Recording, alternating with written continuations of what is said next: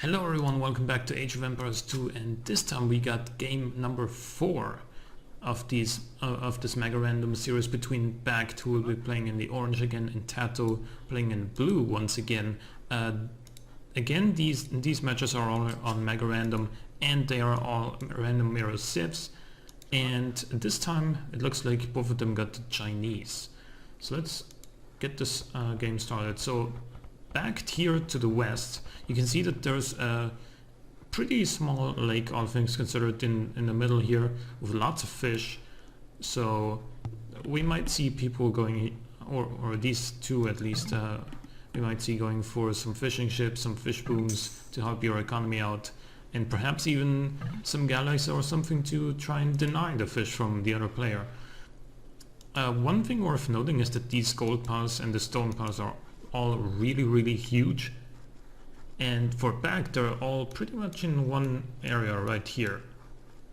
And for TaToH, on the other hand, he has one stone pile and one gold pile up front. He has one stone here, he has one gold here, he has some deer and some berries in the back, so those should be relatively safe.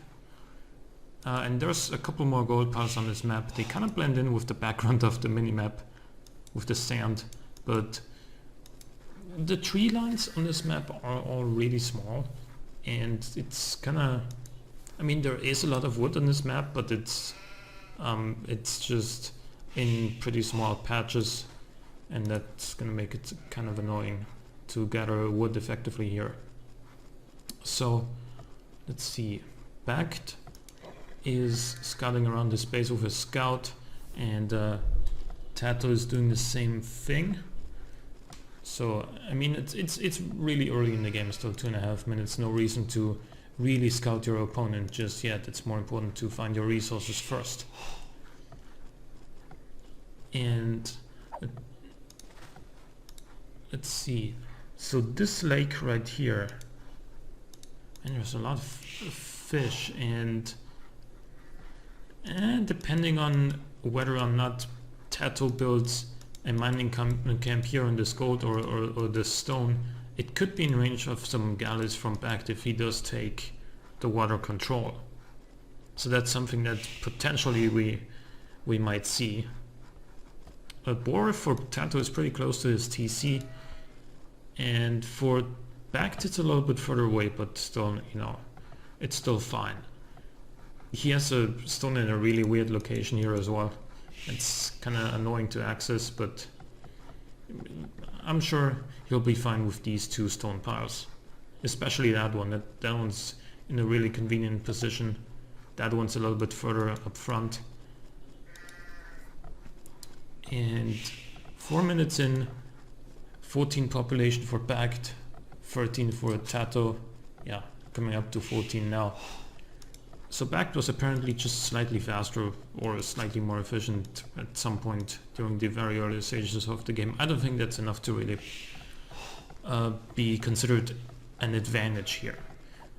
I do believe that with the way that this map is set up, and especially with the fact that both of these guys are probably gonna try and do some fishing, I think that they will both be going for a fast castle strat. So BacT actually sent his villager forward here to try and put a dock, but at the time he didn't have the wood, and now he does, and this villager is actually going back. Okay, so he spent a little bit more time than necessary getting this dock up, but that's a minor inconvenience for him. However, TaToH will get the dock up first now. So he will be first to get those fishing ships, and depending on who makes it first to feudal age, that's gonna be whoever gets the one, or whoever gets the first galley out, and whoever gets the first galley out might have a pretty good shot at getting the water control. So TaToH taking his bore now, BacT has already taken his, or he is taking it still. And yeah, as expected, like if you were to see a drush in this game, like one of these players would have put up a barracks by now, and neither of them have. So TaToH is actually trying to push in his deer from the back. That was a really annoying spot for them to be. And he's gonna get that one in relatively conveniently. And not wasting any time waiting for that deer to be pushed in. Instead he's gonna take a sheep in the meantime.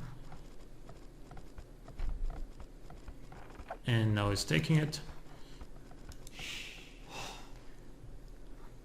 TaToH already has 2 fishing ships out, whereas, well, the second one is only just coming out for BacT. And TaToH not making a third one. Oh no, he is. Didn't have the wood at the time, so BacT is clicking up. So he will be the first to get a galley out. TaToH is really close behind him though. Only 10 seconds between.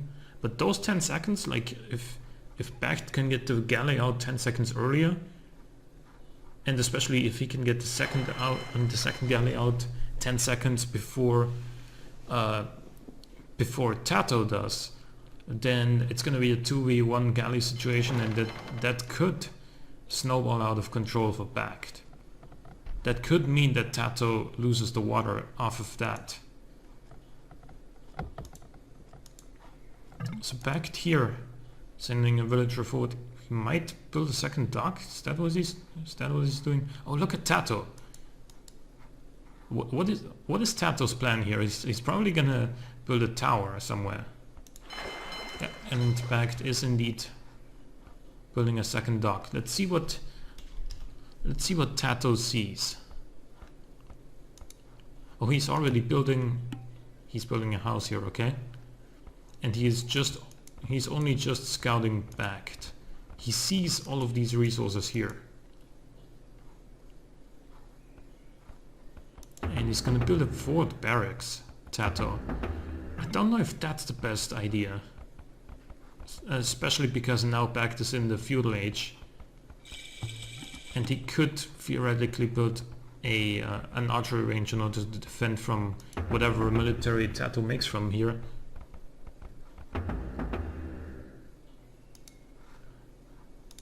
In the meantime, he has queued up a galley, where BacT has queued up 2.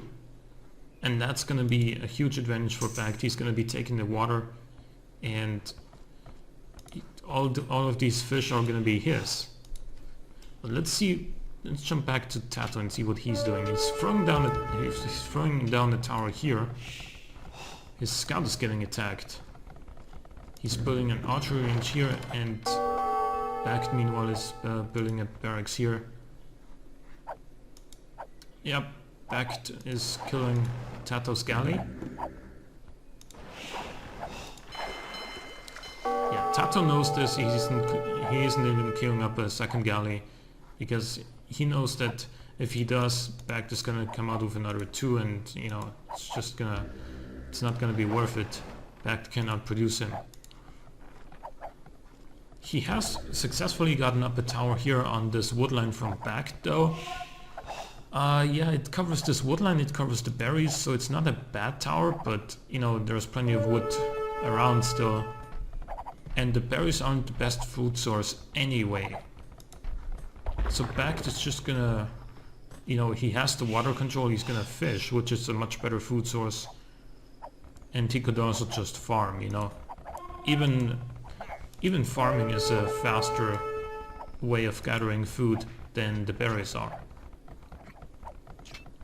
He's going for some aggression here, and he is trying to deny this tower from BacT. Unsuccessfully though, it seems. Yeah, this tower is going up. There's too many villagers here. And with this tower, yeah, BacT is gonna secure this part of the map. All of these woodlines. And TaToH is kind of pushed away for now. I don't know what his game plan is from here. He's queuing up more archers, so he could go in I mean, he can't really go for this woodland because there's a tower there and archers are terrible at dealing with towers.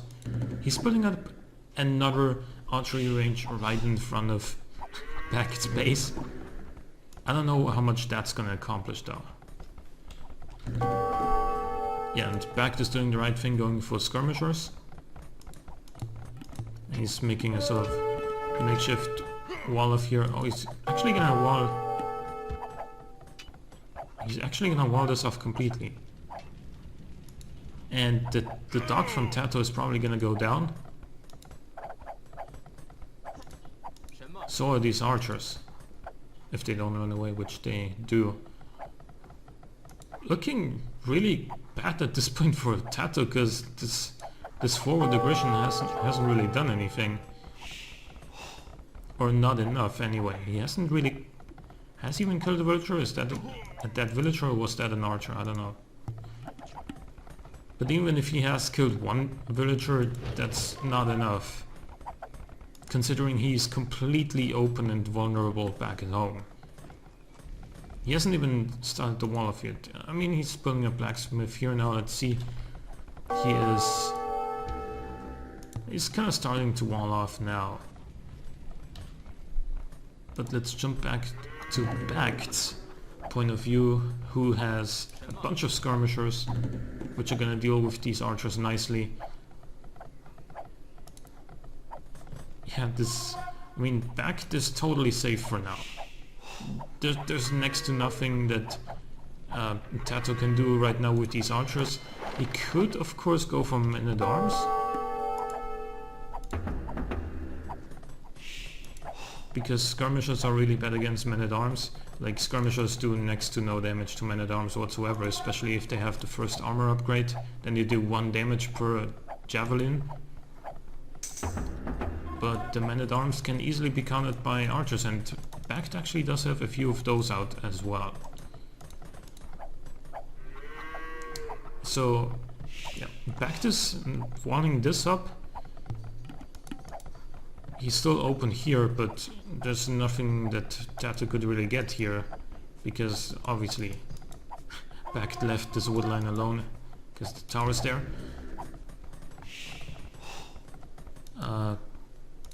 So BacT has successfully destroyed the dog from TaToH, and he's sending 3 archers forward. He's gonna find these walls. And he's putting down a tower here as well. That's gonna... Like, if this goes up before the house gets destroyed, which it probably will because the skirmishers are coming in. Yeah, well, then that's that for TaToH. Yep. He's gotta back off. And in the meantime, BacT is running around here. Is he gonna... He's gonna scare this villager away. Will he find an entrance? Is there an entrance? Yes, there is, over here.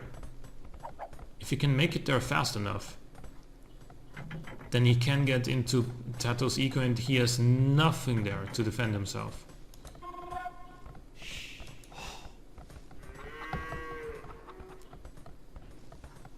Is he gonna get in? Oh, there's a hole! Yep, he's gonna get in. And TaToH's calling it. Yeah, I mean, pretty understandable considering that this aggression over here didn't work out for TaToH.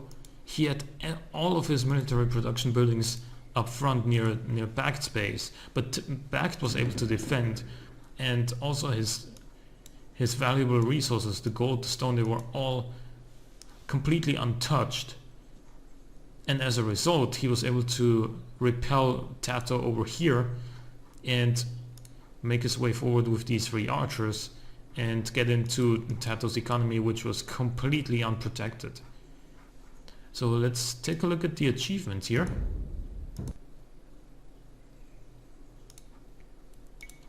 "11 kills for BacT, 5 kills for TaToH." This was a really short game, 20 minutes in-game time. Largest army for BacT, 20 army. Wow, that's impressive. I mean, I think the galleys do count to that though. BacT had more food and a lot more wood actually. And yeah, TaToH had a little bit more stone and gold. More map export for BacT. More villager count as well for BacT. And there's the timeline. Hope you guys enjoyed this episode. And I will see you with the next and final game of this series soon, hopefully. Maybe tomorrow.